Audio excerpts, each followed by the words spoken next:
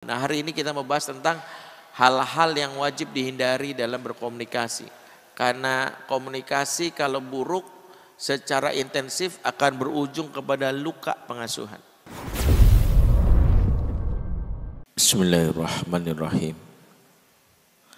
Assalamualaikum warahmatullahi wabarakatuh.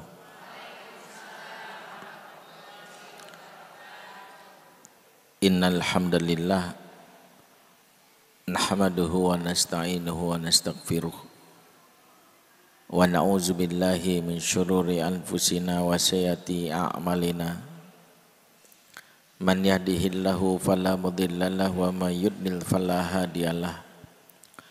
Asyhadu an la ilaha illallah wahdahu la syarikalah wa asyhadu anna Muhammadan abduhu wa rasuluhu alladzi la nabiyya ba'dah.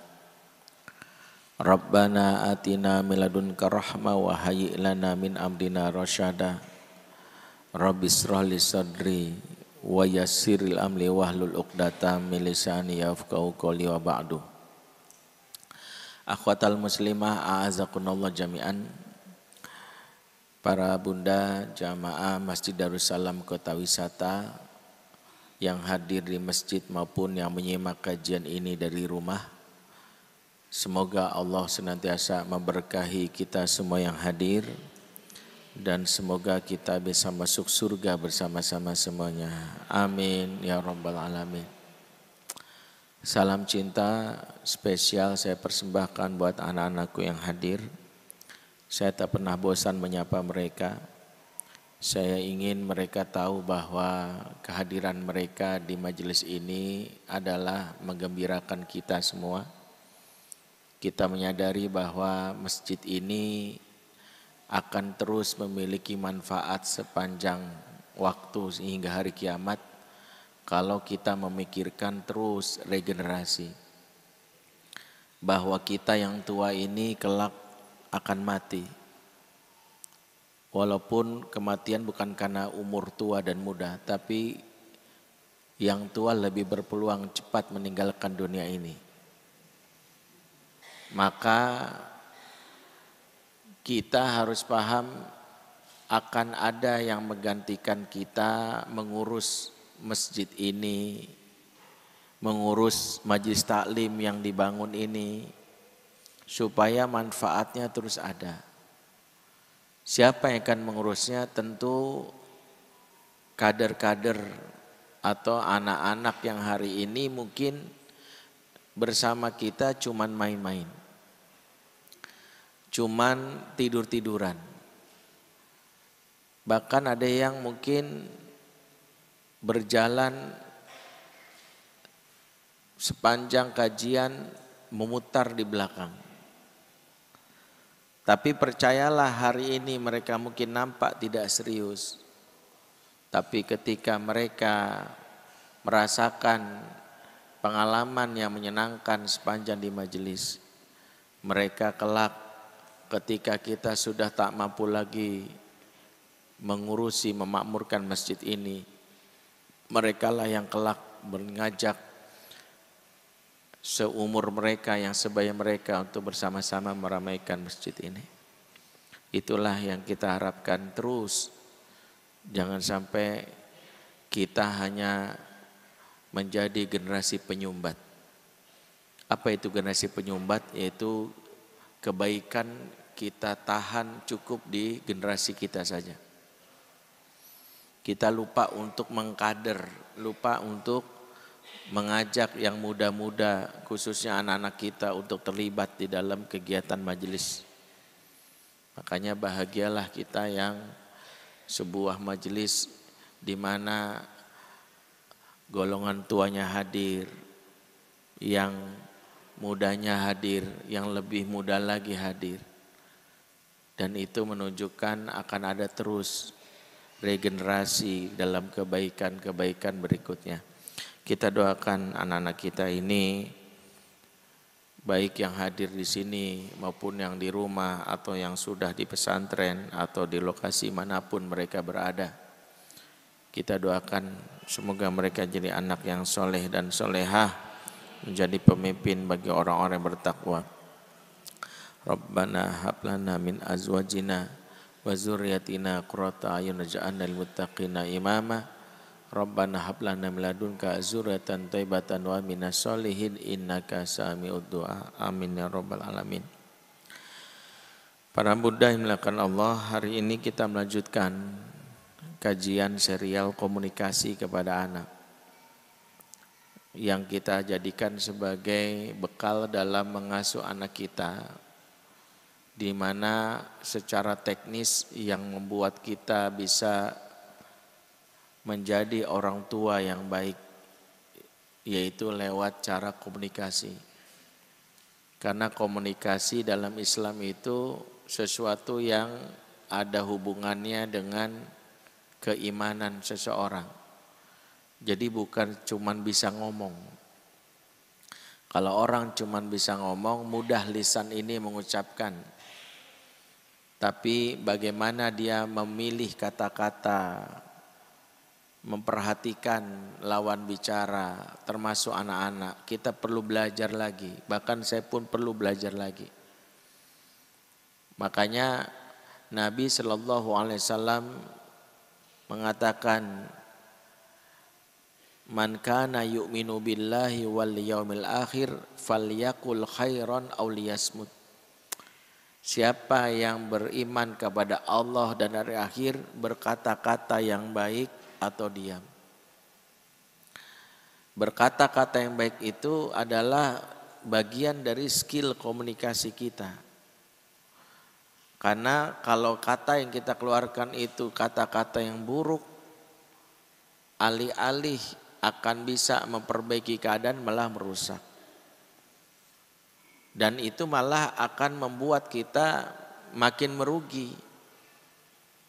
Komunikasi yang kita keluarkan yang itu kita anggap membuat kita lebih plong dada kita, tapi tidak kita atur, yang keluar kalimat yang buruk menambah masalah baru. Makanya komunikasi itu sesuatu yang dalam Islam ini terkait dengan urusan keimanan. Orang beriman selalu memiliki komunikasi yang baik. Makanya dalam surat Al-Ahzab ayat 70-71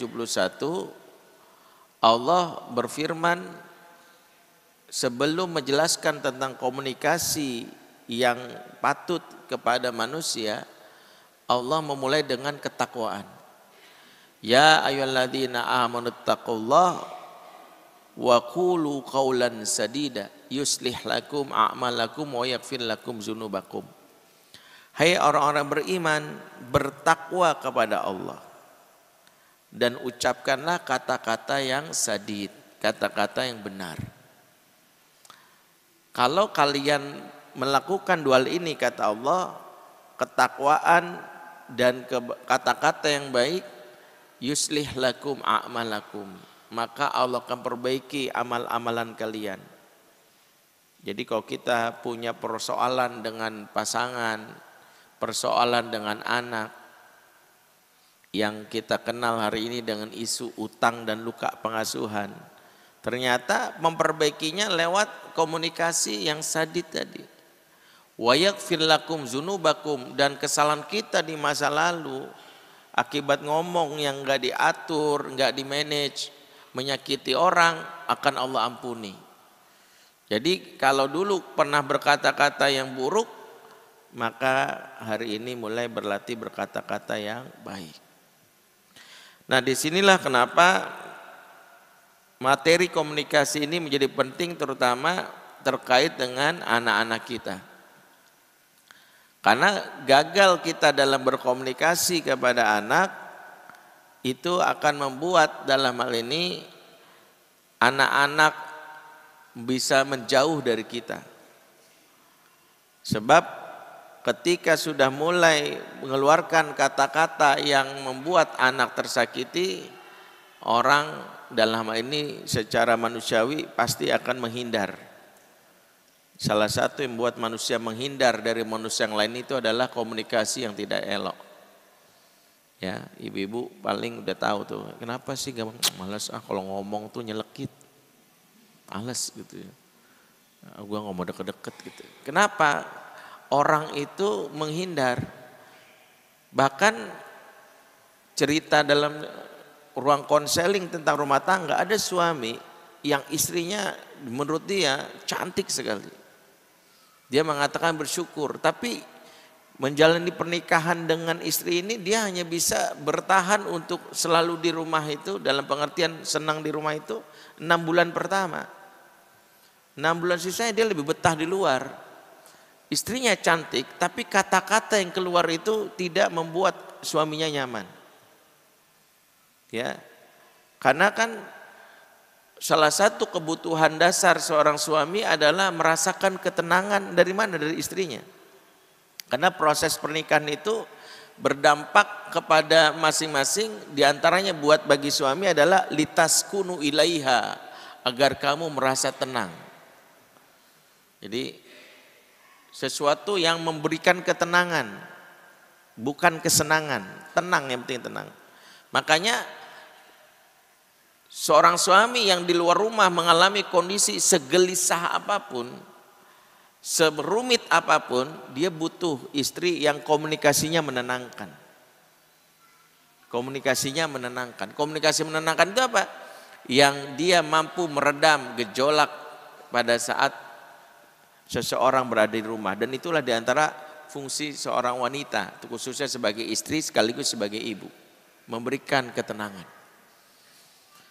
Nah, inilah yang dimiliki oleh Bunda Khadijah. Bunda Khadijah tahu betul bagaimana berkomunikasi kepada suaminya yang gelisah, yaitu baginda Nabi Shallallahu Alaihi Wasallam. Baginda Nabi mengalami wahyu pertama bukanlah hal yang mudah.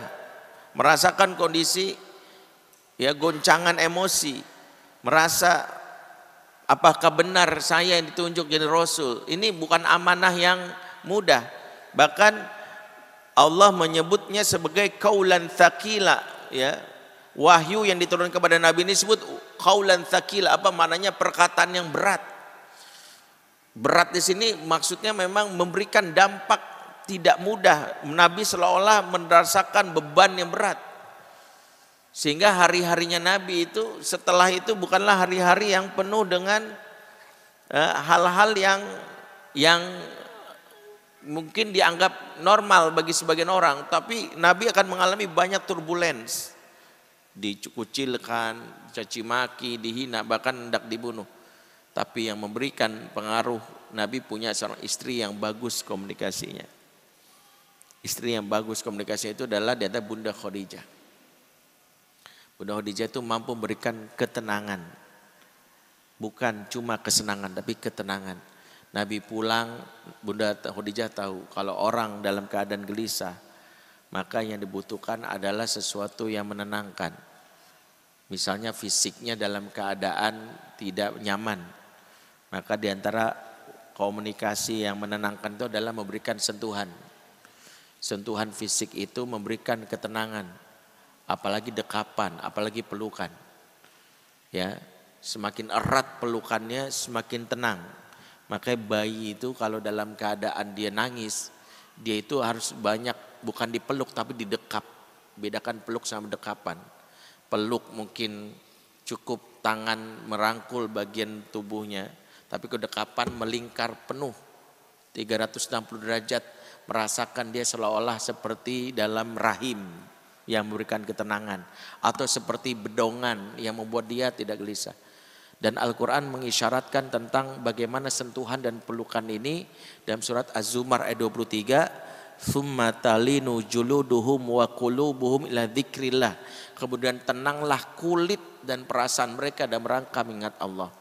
Dihubungkannya antara kulit dan perasaan dalam ayat ini, disebutkan sebagian ulama bahwa kulit itu pintu gerbangnya perasaan. Jika perasaan gelisah, kulit itu pun rasa tidak nyaman. Maka bagaimana membuat perasaan itu menjadi tenang? Kulitnya dibikin nyaman. Bagaimana caranya? Diusap, dipeluk, didekap. Dan itu yang ternyata Bunda Khadijah lakukan. Ketika Rasulullah merasakan bagaimana kegelisahan mendapatkan wahyu yang Beliau rasakan ini sesuatu yang tidak terpikirkan dalam hidupnya. Gelisah beliau. Sampai keluar kalimat spontanitas, zamiluni, zamiluni, peluk aku, peluk aku. Dan Khadijah responnya respon cepat. Enggak kepo, enggak nanya, enggak tiba-tiba, kenapa tiba-tiba dia peluk? Kenapa? Ketemu cewek mana? Enggak gitu. Kamu ketemu siapa? Dari mana? 25 hari enggak pulang-pulang, tau-tau minta dipeluk. Jangan-jangan. Nah itu kalau emak-emak zaman now. Nanti ibu ngomelnya nanti. Tapi yang dibutuhkan adalah pelukan, tenang langsung dipeluk. Saat itu bagaimana Nabi pun mengalami kondisi emosi yang secara manusiawi merasa dirinya itu tidak nyaman. Sampai menyebutkan, aku dibilang orang gila. Orang menyangka aku bodoh, tukang sihir. Dan itu mempengaruhi kondisi batin Nabi di awal-awal dakwah.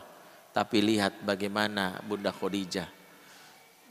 Dan inilah sosok seorang wanita di dalam rumah, baik sebagai istri maupun ibu. Di mana fungsi komunikasi wanita itu adalah menenangkan. Tugas utama wanita itu memberikan komunikasi yang menenangkan. Alih-alih Khadijah mengatakan gini, dasar tuh orang, ayo kita ribut enggak? Khadijah memberikan ketenangan jiwa dulu dengan memberikan hal-hal yang membuat seorang laki-laki merasa dirinya itu bangkit, pride-nya. Kalau bahasa Arabnya al-fakhrunya dimunculkan. Apa itu al-fakhru? Pride. Apa kata Khadijah? Engkaulah yang justru menyambung silaturahim. Engkau yang terbiasa menolong orang, engkau yang amanah dalam berniaga. Disebutin semua yang dimiliki oleh Nabi, kelebihan-kelebihannya. Maka Nabi yang saat itu merasakan kondisinya sedang tidak baik-baik saja secara mental, di mana Nabi merasa sedikit merasakan apa yang hari ini kita anggap sebagai mental health-nya terganggu. Tapi kondisi seorang istri, seorang wanita di rumah yang justru memberikan apresiasi. Engkau orang suka menyambung silaturahim, engkau yang suka menolong orang, engkau yang amanah dalam setiap, disebut semuanya. Maka Nabi merasakan gelisahnya dia tiba-tiba berganti dengan ketenangan. Maka inilah kenapa di antara kajian komunikasi ini penting buat para perempuan. Karena yang menghalangi kebaikan dalam rumah itu adalah komunikasi yang buruk. Bahkan Al-Quran menceritakan di antara yang membuat Allah menunda kehamilan dari istri seorang nabi bernama Nabi Zakaria alaihissalam. Nabi Zakaria ini punya istri yang tak lain beradik kakak dengan ibunya Maryam, itu Hana. Nabi Zakaria istrinya bernama Asya atau Isya. Asya atau Isya ini divonis mandul dalam surat Maryam ayat 5. Wa imro'ati akiro, dan imro'ahku akir. Ada bahasa Quran tentang mandul itu ada dua. Pertama aqima, aqim. Yang kedua akir. Aqim itu mandul yang kalau bahasa kita tuh mandul permanen. Rahimnya sudah diangkat, sudah rusak. Sudah tidak lagi bisa secara ilmu kedokteran, sudah tidak mungkin terjadi pembuahan. Tapi Allah berkehendak kalaupun hamil. Dan ini dialami oleh Bunda Sarah. Sarah itu menyebut dirinya wa ana ajuzun aqim. Saya ini udah tua, mandul permanen pula gitu. Tapi Allah kehendaki hamil, itulah kuasa Allah. Sesuatu yang dirasa mustahil menurut ilmu kedokteran bisa. Makanya kalau ibu, mohon maaf ya, ada di antara kita mengalami vonis dari manusia sesuatu yang mustahil, jangan menyerah. Allah penghancur kemustahilan. Misalnya ada di antara kita, wah bu, mustahil udah sembuh nih. Udah stadium 4 misalnya ada yang sakit tuh. Maka tetaplah yakin, dokter bilang mustahil tapi aku punya Tuhan penghancur kemustahilan. Sebagaimana seorang Sarah yang mustahil hamil tapi Allah kehendaki hamil. Nah, Sementara mandul yang lemah kandungan, setiap ada pembuahan gugur, setiap pertemuan sperma dan sel telur gugur, rahimnya remah, itu disebut akir. Nah, istrinya Zakaria itu akir, setiap ada pembuahan gugur lagi, susah sekali hamil. Di antara penjelasan ulama tentang kenapa hal ini terjadi, Allah menunda seorang Asya memiliki anak karena dia punya lisan yang tajam, komunikasinya buruk. Apa hubungannya nanti? Kenapa orang komunikasi buruk diuji, diantaranya dia tidak punya anak? Diantaranya karena Allah telah menentukan dari rahimnya kelak akan muncul seorang nabi yang diamanahkan kepadanya keturunan Zakaria yang bernama Nabi Yahya. Nabi Yahya telah ditetapkan dalam arwah telah akan menjadi anak dari Zakaria dan istrinya bernama Asya. Tapi kalau Asya komunikasinya buruk, maka seorang nabi tak mungkin diasuh dengan komunikasi yang buruk. Nabi selalu dalam asuhan terbaik. Nabi mendapatkan pola asuh terbaik. Makanya Nabi Muhammad SAW meskipun yatim, pola asuhnya pola asuh terbaik. Dia dijaga dari bahasa yang rusak. Komunikasi yang dia terima berada di sebuah kaum komunitas yang bahasanya fasih, yaitu Bani Sa'ad. Nabi tidak diasuh oleh Bunda Aminah, bukan karena Bunda Aminah air susunya kering, bukan. Nabi tidak diasuh oleh Bunda Aminah bukan karena Bunda Aminah sibuk bisnis online, banyak orderan. Ya, sehingga sibuk packing sampai lupa nyusin anaknya, enggak. Beliau tetaplah wanita rumah tangga yang biasa, tapi Allah mengkehendaki Bunda Aminah harus menyerahkan hak asuhnya kepada seorang wanita, yaitu Bunda Halimah, dan itu sudah menjadi tradisi di masyarakat saat itu. Alasannya sederhana, karena bahasa Arab di kota Mekah rusak. Karena bahasa yang rusak itu menyebabkan kelak Nabi menyerap kata-kata yang buruk dari lingkungannya. Isi kepalanya keluar kalimat yang gak pantas ketika beliau jadi Nabi. Karena beliau tidak boleh ditemukan cacatnya dalam tanda kutip dan perilakunya. Karena akan jadi celah kalau beliau suatu saat ngomong, nanti orang bilang, Allah dulu kamu begitu. Maka nggak boleh Nabi punya celah seperti itu. Misalnya gini, larangan untuk memandang yang haram, nggak boleh. Dulu kamu pernah ngelihat aurat perempuan waktu tarik perut? Nggak pernah. Nabi nggak pernah sama sekali. Makanya walaupun instingnya sebagai remaja sebelum dapat jadi risak Nabi ada, dapat kalimat orang ada tarik perut perempuan berlenggak-lenggok. Instingnya sebagai seorang laki-laki bertambah remaja, apa sih itu? Mau lihat tapi Allah jaga. Tiba-tiba dia sedang mengembala kambingnya, tiba-tiba ngantuk tidur. Begitu bangun udah bubar. Dia penasaran besok begitu lagi sampai tidak diberikan kesempatan sama sekali Nabi untuk melihat itu. Supaya apa?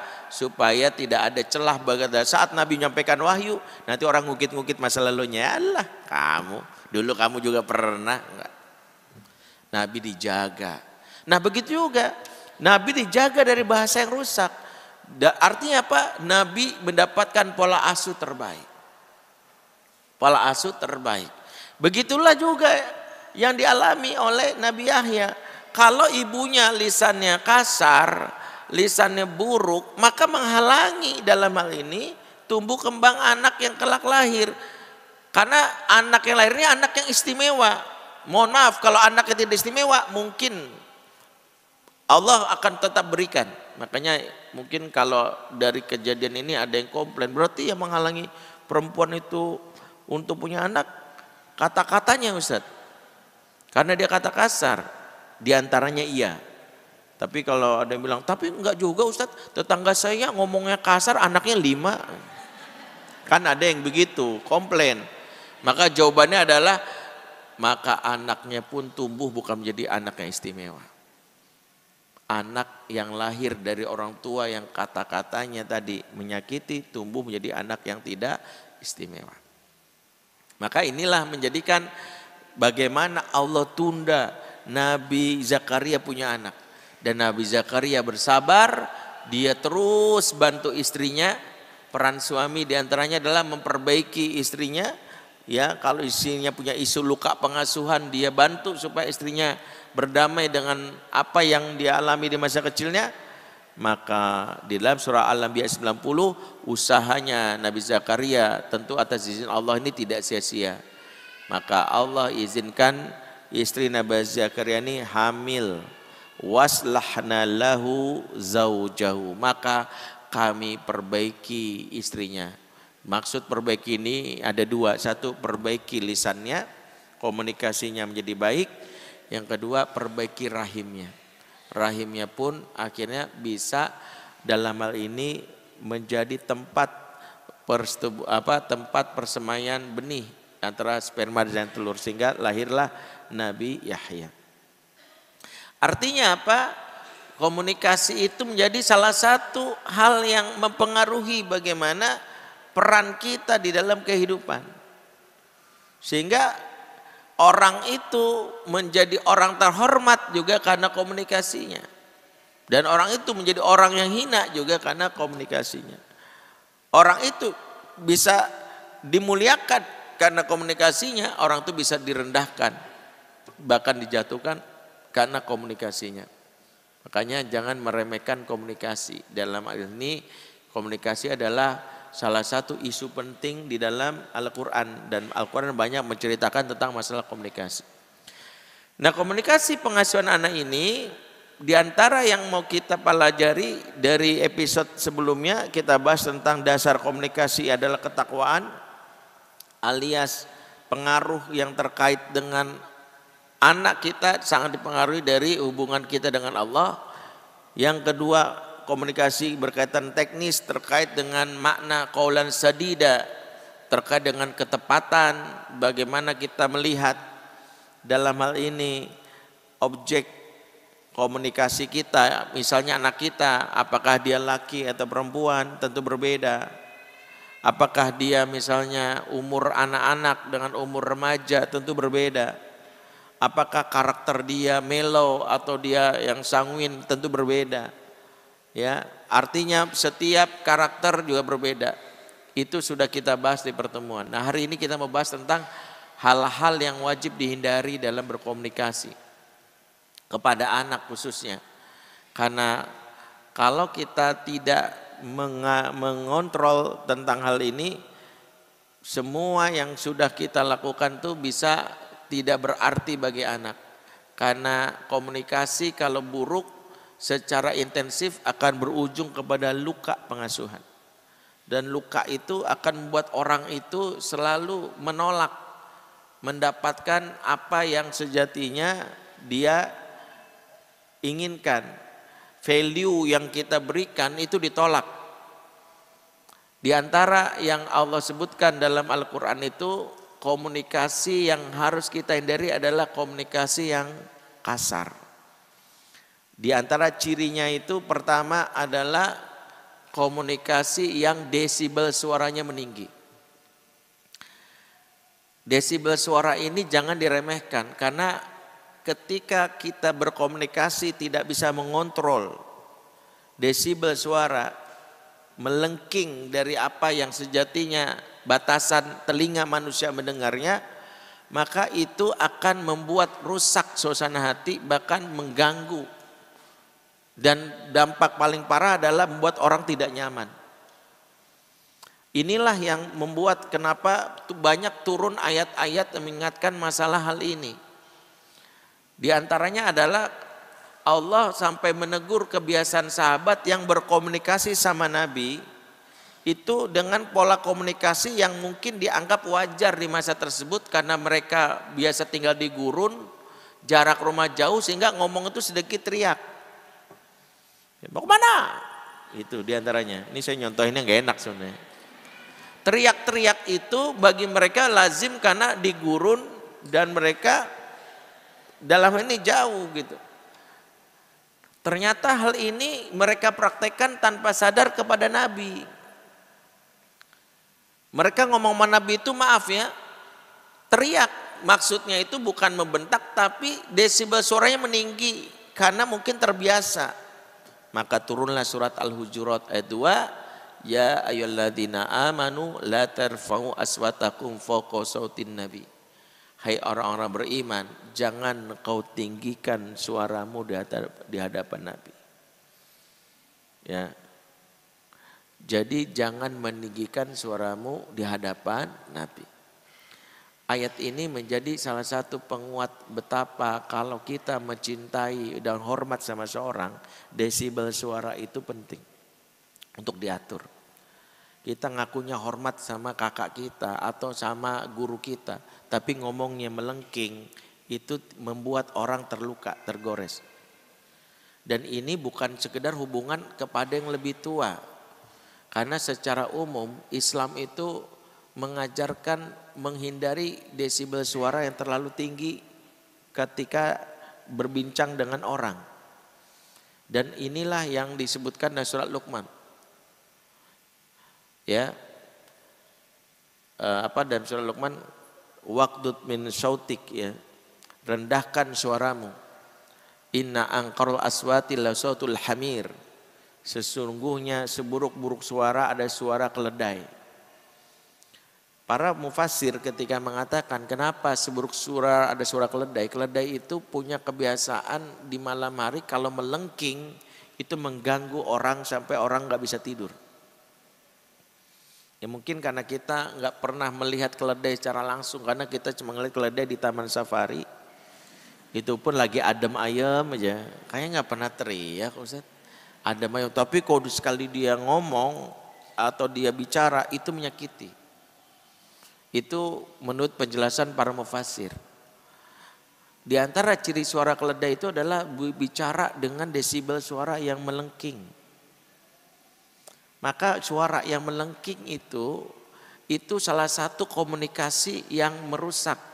Bahkan inilah yang disepakati oleh para ahli sebagai violence communication. Komunikasi yang menyakiti. Ini bukan tentang kontennya dulu, ini bukan tentang isinya, tapi tentang mengatur. Karena telinga ini punya kapasitas untuk mendengar yang nyaman dan tidak nyaman. Makanya suara manusia yang melengking aja itu merusak dan diatur oleh Islam, apalagi sound horeg itu. Itu memang fatwanya jelas haram itu karena memang penjelasan para ulama itu jelas. Itu merusak gendang telinga. Dia tidak pantas. Kenapa? Islam itu sangat menjaga betul. Maqasid syariah itu menjaga tentang segalanya, bukan hanya agama, termasuk menjaga jiwa juga. Teriakan itu, desibel meninggi itu membuat gelisah, membuat bagian organ itu bisa rusak. Ya, apapun namanya, maaf ya, walaupun namanya sekedar bercanda gitu ya. Bercanda yang seperti bercanda yang zalim. Makanya Nabi pernah menegur seorang sahabat nama Anjasyah. Dia melewati, ya kan ada seorang perempuan yang sedang melewati naik unta. Anjasyah melewat ini tiba-tiba membunyikan seruling. Yang seruling ini suaranya melengking. Gara-gara ini bukan sound horeg ya, ini kalau sound horeg perempuannya langsung mental gitu ya. Seruling perempuan yang disebutkan Nabi tadi tiba-tiba hampir kejengkang Bu. Lagi dia naik onta itu hampir ketarik ke belakang gitu. Disitulah Nabi murka. Jadi wajar kalau ulama sampai manfaatkan haram karena baru suara seruling aja membuat seorang perempuan kaget. Nabi langsung mengatakan urfuk Anjasyah, wahak ruwaideka bil qawarir. Ayo bersikap lembut. Rendahkan suaramu. Jangan teriak-teriak, jangan mengagetkan. Di depanmu ada gelas-gelas kaca. Jadi yang memberi istilah gelas-gelas kaca itu kepada perempuan Nabi ya, bukan niada niati ya. Jadi Nabi itu pemilik hak paten ya, istilah gelas-gelas kaca. Jadi Nabi sampai mengingatkan sahabat untuk apa? Supaya menjaga, jangan sampai membuat bising. Maka komunikasi pertama, komunikasi nggak boleh bikin bising, Bu. Komunikasi yang ibu maksudnya menasihati tapi bising itu maaf. Anak nggak terima yang ada bisingnya, malah menyakiti. Misalnya maaf maksud ibu baik, kamu kalau nggak sholat, awas itu mak-mak zaman now tuh. Awas kalau nggak sholat, maksudnya ibu menginginkan sholat. Anak mungkin sholat tapi hati dia terluka. Dia akan membenci sesuatu yang terkait dengan sholat. Saya ingat banget ada salah satu yang murid saya itu yang sampai ya dia dulunya seorang penghafal Quran, setelah dewasa dia sama sekali nggak mau baca Quran. Itu sampai harus kita terapi gitu. Awalnya itu saya tahu dia itu punya masalah itu gara-gara setiap saya mau mulai kajian, saya minta seluruh murid-murid saya mulai baca Quran satu-satu. Dia ada aja Bu alasannya, tiba-tiba sebentar ya Ustaz ke belakang gitu. Pas lagi giliran dia nggak ada gitu. Alasannya dia ke toilet gitu. Giliran udah selesai baru dia balik. Bilang perut mules gitu. Awalnya saya pikir oke, ini pertama. Kedua, tiba-tiba dia keluar tadi dulu ada titipan GoFood buat kita makan gitu. Dia turun ngambil, tapi kok lama gitu ya. Setiap giliran dia selalu lewat. 3 kali saya lihat dia keluar lagi, ada telepon, ada aja alasan. Akhirnya saya bilang gini, mulainya pokoknya kalau dia belum kita juga tunda gitu. Akhirnya setelah dia keluar itu kita berhenti dulu ngobrol baru dia datang. Nah, udah saya gerantung. Kaget ya. Dia bilang, dia mencari alasan langsung lanjut aja Zat. Lanjut aja kita mulai kajiannya, baca Quran dulu. Dia bergetar Bu waktu baca Quran tuh. Dia kayak nahan takut gitu. Kayak orang tua. Akhirnya saya bilang udah gak usah lanjutin. Akhirnya saya ngobrol berdua. Ternyata dia ingat ketika dulu awal-awal menghafal, dibentak, diteriakin, pokoknya merasakan berdebar, salah menyebut huruf ro aja itu bisa disalah-salahin, disakiti. Ternyata itu berbekas banget di jiwa dia. Jadi kita jangan menjadi orang yang justru menjauhkan rahmat agama ini disebabkan komunikasi yang buruk. Ustadz jangan membuat orang jadi anti terhadap agama ini gara-gara komunikasi yang buruk. Marbot masjid jangan membuat anak jadi malas ke masjid gara-gara komunikasi yang buruk. Apa? Salah satunya adalah suka teriak. Jadi desibel suara itu jangan sampai melebihi dari apa yang sejatinya diajarkan dalam Islam. Suka teriak itu diantaranya komunikasi violence yang membuat anak itu merasakan tidak nyaman. Makanya ini juga yang menunjukkan bagaimana hal yang membuat orang itu menjauh itu ternyata Al-Quran isyaratkan diantaranya adalah komunikasi yang kasar itu. Dalam surat Al-Imran 159, lau kunta fazzan ghalizal qalbi lan faddu min haulik. Sekiranya engkau bersikap fazza itu di antara maknanya adalah kasar. Kasar itu di antaranya teriak.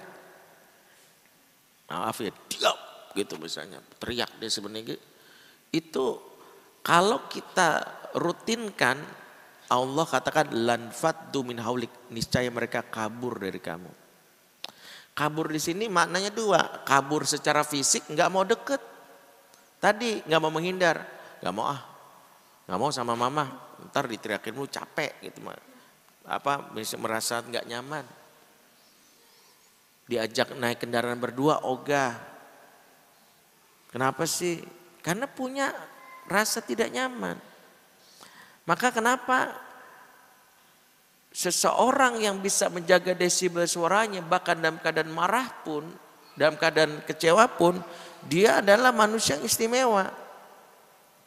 Dan ini satu di antara kelebihan yang dimiliki oleh Bunda Khadijah. Tadi ketika kita bahas Bunda Khadijah adalah wanita yang memberikan ketenangan, bukan sekedar kesenangan. Karena hakikatnya wanita itu berikan ketenangan, tenang bukan senang. Di antaranya adalah Bunda Khadijah itu nggak pernah sedikit sekalipun selama menikah dengan Nabi itu desibel suaranya naik, nggak pernah. Kalaupun ada ekspresi mungkin sebagian ulama mengatakan merasa marah, kecewa, dia lebih banyak diam. Atau bahasa kita itu ngambek, tapi nggak pernah teriak. Makanya salah satu yang membuat betapa Nabi sangat mencintai Khadijah, bahkan selalu mengulang-ulang Khadijah. Dan wanita Khadijah itu wanita yang istimewa. Sampai-sampai Allah menitipkan salam kepada Khadijah melalui malaikat Jibril. Di antaranya fabasyirha bi baitin fil jannati minal qasab la sahaba fihi wala nasab. Beri kabar gembira kepada Khadijah dengan hadiah yang disiapkan Allah di surga. Apa itu? Istana yang terbuat dari emas dan perak.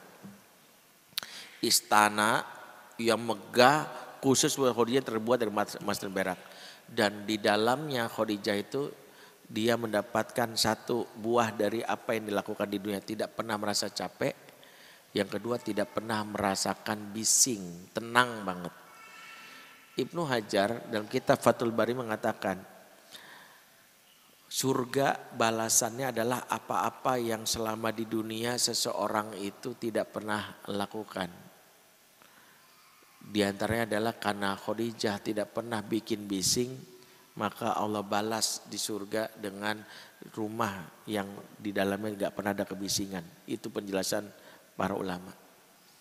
Tenang banget, adem. Itulah yang menenangkan banget hatinya, itu tenang. Jaminan kepada Khadijah. Karena apa? Amalnya yang bernama komunikasi yang menenangkan. Gak pernah desibel suaranya naik. Dan ini satu skill di antara skill komunikasi yang wajib dimiliki oleh kaum wanita, para ibu. Bagaimana semarah-marahnya jaga desibel suara. Marah diizinkan dalam Islam. Tapi kalau sudah desibel suara naik, itu akan merusak. Salah satu dampak merusaknya apa tadi? Orang akan kabur, anak akan kabur. Mungkin kalau kita seideal Khadijah, para bunda sini akan komplain, susah lah Ustadz. Tapi setidaknya jangan sampai berkali-kali.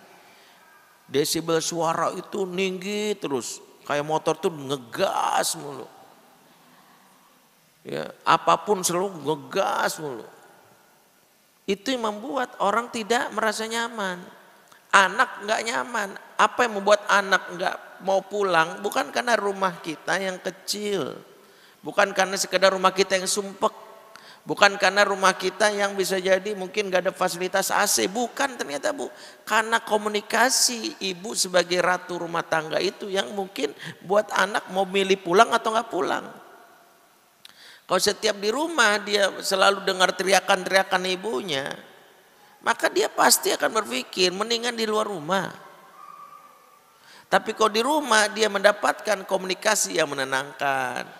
Karena ingat, teriakan yang kita lakukan itu kepada anak, itu yang diterima oleh anak adalah mama sedang tidak sayang sama aku. Karena teriakan itu berbanding terbalik dengan cinta. Semakin desibel tinggi, semakin cintanya kering. Semakin rendah suara, semakin cintanya dalam. Makanya perlihatkan ibu. Ibu kalau udah ketemu di taman kota, ada pasangan couple udah mulai teriak-teriak, ibu bisa cek lagi jatuh cinta apalagi berantem. Ada nggak dia ngomong cinta tapi teriak-teriak, aku sayang kamu, aku juga, nggak ada. Kurang kerjaan yang kayak gitu. Coba bayangkan suami istri kalau saking cinta, kadang-kadang semakin lirih, semakin jelek. Sayang. Nggak usah ngomong, sayang. Sayangnya aja itu udah ngejelep ke hati, pelan. Makanya komunikasi yang memberikan pengaruh bagi jiwa itu adalah ketika disampaikan dengan suara yang lembut. Dan itulah Nabi. Makanya Nabi mengajarkan termasuk ngomong sama anak itu jangan teriak-teriak. Ngomong sama anak itu karena tadi teriakan itu pengaruh yang pertama adalah akan membuat tidak nyaman. Membuat secara psikologis dia kabur. Kaburnya satu secara fisik, kedua kabur secara psikis. Kalau kabur secara psikis itu gimana?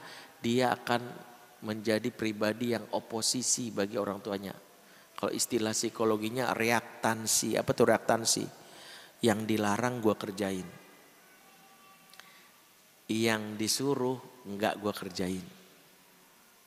Jadi kalau kita melarang dengan teriak-teriak, awas, begitu. Malah ada tantang nih anak, biarin gua kerjain. Itu seperti itu. Sholat enggak? Awas kalau sholat. Dia sholat di depan kita, setelah enggak ada kita enggak sholat. Itulah yang membuat anak-anak malah menjadi pribadi yang reaktansi, bertolak belakang. Jadi kaburnya sampai seperti itu.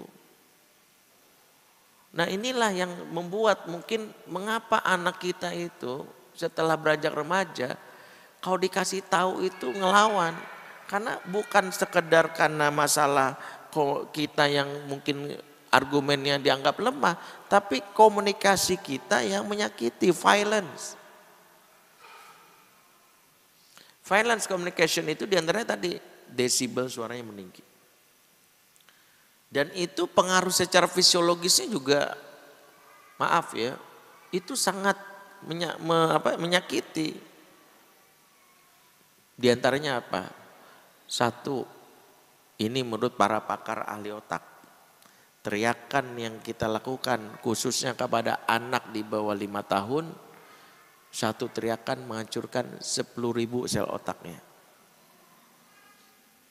Ibu-ibu perlu tahu manusia baru lahir itu membawa bekal 100 miliar sel otak aktif dan 900 miliar sel otak mendukung. Kalau dijumlahin totalnya 1 triliun. Manusia itu makhluk yang dikaruniakan kelebihan luar biasa antara makhluk yang lain. Walaqad karramna bani Adam. Sungguh kami muliakan bani Adam, yaitu manusia. Di antaranya adalah Allah lebihkan semuanya secara fisik, sempurna. Otaknya paling sel otaknya paling banyak. Maaf Bu, kalau pakai perbandingan hewan itu yang paling sel otaknya paling banyak tuh monyet itu cuma 10 miliar. Manusia itu 1 triliun. Tikus itu menurut riset 5 juta sel otaknya tikus. Lebah itu sel otaknya 5.000. Yang paling sel otaknya paling dikit itu siput cuma 8. Siput 8. Ya. Iya, lemot. Tapi siput selemot-lemotnya siput punya kecerdasan defensivitas kata para ahli. Jadi kalau ada dia itu sudah punya deteksi terhadap musuh yang akan memegang dia sehingga dia buru-buru memasukkan tubuhnya ke cangkang.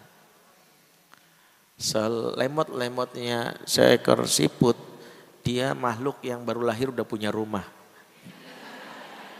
Dan gak KPR pula. Jadi ibu mau bilang apa? Keadilan Allah itu di situ. Ya, lemot sih lemot tapi punya rumah, bayangin tuh. Nah, 1 triliun sel otak manusia yang dikaruniakan dari kecil ini potensi kecerdasan untuk luar biasa. Untuk membuat dia menjadi superior yang merekam semua kejadian, cerdasnya luar biasa. Tapi jarang manusia bisa secerdas karena yang merusaknya adalah orang tuanya yang suka teriak-teriak. Karena 1 teriakan 10.000. 1 teriakan 10.000. Jadi kebayang dalam setahun berapa sel otaknya yang angus. Saya waktu ikut workshop di Singapura, gathering para ayah internasional. Waktu itu yang mengadakan lembaga namanya Dads for Life, ya lembaga di bawah Kementerian Kementerian apa di Singapura ya? Mungkin kementerian kayak sekarang tuh BKKBN lah ya. Ada lembaga khusus ayah gitu. Dia punya event tahunan, gathering para ayah internasional. Nah, salah satu pembicaranya itu membuat riset tentang otak manusia yang sering diteriakin sama yang nggak pernah diteriakin. Waktu itu saya ingat di slide itu otak yang sering diteriakin, bagian otak korteks pusat berpikirnya itu hitam kayak angus. Sementara yang otak nggak pernah teriakin, orang tua yang lembut itu cerah orange. Itu satu diantara bukti bahwa manusia itu otaknya itu lemot versi kita itu karena kerusakan komunikasi. Kerusakannya karena komunikasi yang buruk. Guru yang suka teriak-teriak itu tanpa sadar merusak siswa-siswinya. Maka nggak boleh teriak. Bahkan kalau seingat saya berkaitan dengan hak anak yang dikonferensikan di Jenewa, Swiss kalau nggak salah.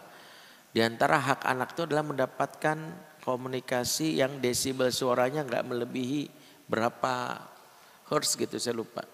Kalau itu dilewati maka orang dewasanya bisa diajukan ke pengadilan. Saya ingat karena ada kasus di Amerika, di negara bagian Utah, itu seorang guru TK itu diadukan ke pengadilan kansil sana gara-gara berteriak di depan siswanya walaupun cuman memberi semangat. Maaf ya, ini yang kadang-kadang guru TK lakukan, dia pikir baik tapi buruk. Apa tuh? Siswanya di depan. Itu nggak boleh.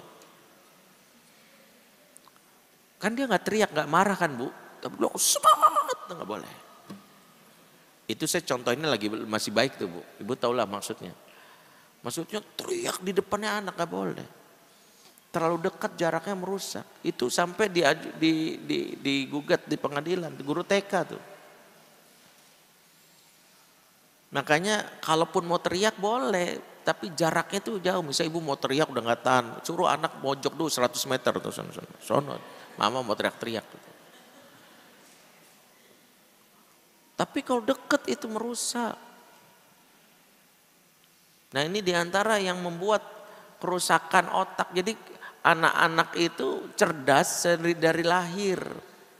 Tapi yang merusaknya orang sekitarnya karena teriak. Dan ingat, jangan menormalisasi candaan untuk teriak ke anak bayi. Ibu harus tegur tuh. Kadang-kadang maaf gitu. Kita pengen anak kita ketawa kaget lucu. Tiba-tiba suami kita kaget. Gak boleh. Rusak nanti otak anak. Gak boleh. Ingat kalau orang lain tegur keras aja. Kamu urus anak saya. Itu harus ditegur. Maksudnya lucu-lucuan enggak lucu. Karena merusak bagian sel otaknya. Makanya kenapa Nabi menegur seorang ibu yang lagi Nabi menggendong, disebutkan dalam surah Ummu Fadil nama ibu itu. Dia menggendong seorang bayi, yang bayi ini tiba-tiba pipis. Namanya bayi kan enggak tahu. Ibu ini baik maksudnya karena spontan, dia malu karena yang dikencingin Nabi yang dimuliakan. Tiba-tiba dia spontan begini, ehnya itu langsung ditegur sama Nabi. Ehnya kan tinggi. Nabi langsung bilang, najis ini bisa aku bersihkan. Tapi kata-katamu itu sulit dihapus dari jiwanya. Walaupun dia cuma ngomong desibel meninggi. Itu Bu. Makanya latihan. Latihan supaya jangan ngegas. Kalau ngegas buru-buru minta ampun sama Allah. Karena komunikasi sesantun apapun kalau ibu ngegas diterima anak buruk. Ibu bayangin ibu ngomong sayang tapi teriak. Yang diterima itu enggak sayang Bu. Mama tuh sayang sama kamu tau, gak ada.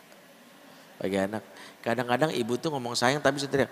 Mama tuh udah dulu sayang sama kamu. Makanya begini, enggak Bu. Bagi anak sayang tuh gitu. Kalau nggak sayang ngomong gini, Mama tuh sayang sama kamu. saya gitu.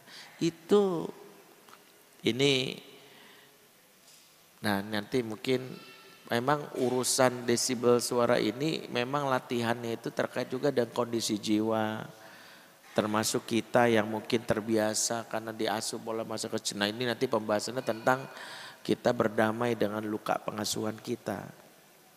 Baik ya, itu yang pertama. Yang kedua, fazzo di sini selain kata-kata yang desibel meninggi adalah pilihan kata yang buruk. Enggak teriak sih, tapi kata-katanya nyelekit. Ya, misalnya ibu enggak teriak, tapi ibu bilang gini, bodoh kamu. Enggak teriak, bodohnya itu nyakitin. Atau ada ibu yang seperti nyesel mama lahirin kamu. Ada ibu yang ngomong kayak gitu, ada. Nyesel mama lahirin kamu. Itu enggak teriak, tapi kalimat itu nyakitin. Kalimat kasar itu yang pertama adalah desibel, yang kedua kata-kata yang keluar, pilihan kata. Caci maki. Walaupun ibu desibel suaranya rendah, tapi caci maki, anak tersakiti.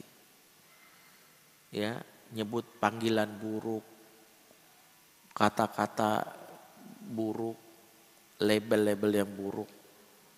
Dan ini diantara yang menyakiti. Nah, maka diantara yang membuat luka dari komunikasi itu adalah perilaku komunikasi yang fazzo tadi, kasar. Maka ini pembahasan yang penting buat kita perbaiki, karena ketika kita tidak bisa memperbaiki ini, saya selalu katakan gini, ibu bisa memperbaiki pola asuh ibu kalau ibu sudah meminimalisir bahasa kasar ibu tadi. Ibu bisa, saya ini memang terbiasa ngomong gitu Ustadz ya dulu, terbiasa yang buruk jangan diterusin. Karena gini ya, kalau ibu merasa ya habis saya begini, dari dulunya begini. Ibu membela diri dengan mengatakan dari dulu saya begini, padahal itu menyakiti. Ibu sadar atau tidak, ibu mewariskan yang kita sebut pengasuhan yang buruk. Karena ingat, ada warisan yang tidak sadar diturunkan dari zaman ke zaman. Selain warisan utang dan warisan uang adalah warisan pengasuhan. Jadi kalau ibu merasa, ya saya begini, kelak ibu akan mencetak anak yang akan menjadi istri yang kasar dan ibu yang kasar. Dia akan mendidik anaknya begitu lagi jadi istri yang kasar, terus-terusan. Kalau dia laki-laki jadi suami yang kasar, ayah yang kasar. Berarti gimana? Putus. Cukup di saya aja. Cukup di saya aja. Bertekad ya Allah. Dari semua teori-teori komunikasi cukup saya melatih 2 hal. 1, jangan ngegas dan teriak-teriak, itu latihan. Kalau hari ini teriak-teriaknya mungkin bisa sampai 10 kali, kurangin besok 5. Tahan. Ya kalau kita rasa mau gas, menghindar aja. Misalkan menghindar dulu. Karena gak ada dampak baiknya, yang ada dampak buruknya. Tapi kalau gak gitu Ustadz, anak saya gak taat sama saya. No, risetnya udah saya sampaikan. Teriak-teriak kepada anak dalam rangka membuat anak taat itu gak ngefek. Pernah saya sampaikan di majelis ini kan, risetnya ibu yang teriak-teriak kepada anak, vibrasi suara ibu berdasarkan riset para ahli di Jerman mirip salakan anjing pudel. Jadi yang dengar sama anak malah ok gitu, ya anak tuh gak nyaman. Jadi alih-alih anak taat nggak ada, malah iya mama, iya mama bentar, iya. Ibu makin teriak dia makin iya nggak ada. Yang ada dia besok males pulang males. Maksud ibu kan, tapi saya kau gitu maksud enggak, bukan begitu. Makanya dari semua teori komunikasi, setiap ibu konsultasi sama saya, ibu perbaiki cuma satu, coba latih desibel. Latih desibel suara. Ya, sering-sering setel Nusarara, umanya kan suaranya bagus tuh, Uma Nusarara katanya. Suaranya yang desibelnya dijaga. Seperti itu. Ya, itu dulu mungkin nanti. Jadi komunikasi ini menjadi serial kajian sendiri buat kita yang pembahasannya mudah-mudahan bisa membuat kita pahami. Hari ini kita membahas tentang larangan-larangan dalam berkomunikasi. Yang pertama adalah kasar. Nah, kasar itu apa tadi? Dua, satu desibel suara tinggi, dua pilihan kata yang buruk. Ya, nanti kita akan ini lagi di episode berikutnya. Tapi para bunda yang dimuliakan Allah, nanti kita lanjutkan lagi sesi serial komunikasi ini. Jadi modul komunikasi ini lumayan banyak, lumayan panjang. Biasanya di kelas workshop, tapi saya bikin sesi kajian aja. Nanti kita akan bahas judul-judul utama. Jadi baru bab yang ketiga tentang larangan dalam berkomunikasi. Komunikasi yang terlarang ya. Akan 4 kita bahas lagi ya. Kita tutup, kita membaca doa bersama-sama. A'udzubillahi minasyaitonirrajim. Bismillahirrahmanirrahim. Alhamdulillahirabbil alamin hamdan syakirin hamdan na'imin hamdan yafi namahu wa yakafi mazida ya rabbana lakal hamdu kama yanbaghi li jalali wajhikal karim azim sultanik. Allahumma shalli ala sayyidina Muhammad wa ala sayyidina Muhammad. Allahumma anta rabbuna la ilaha illa anta khalaqtana wa nahnu ibaduka wa nahnu ala ahdika wa wa'dika mastata'na. Na'udzubika min syarri ma sana'na nabullaka bi ni'matika alaina wa na'udzu bi dzunubina faghfir lana fa innahu la yaghfiru dzunuba illa anta. Allahumma inna ala dzikrika wa syukrika wa husni ibadatik.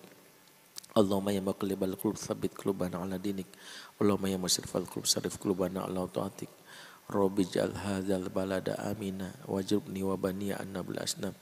Rabbana atina min ladunka rahmah wa hayyi lana min amrina rasyada.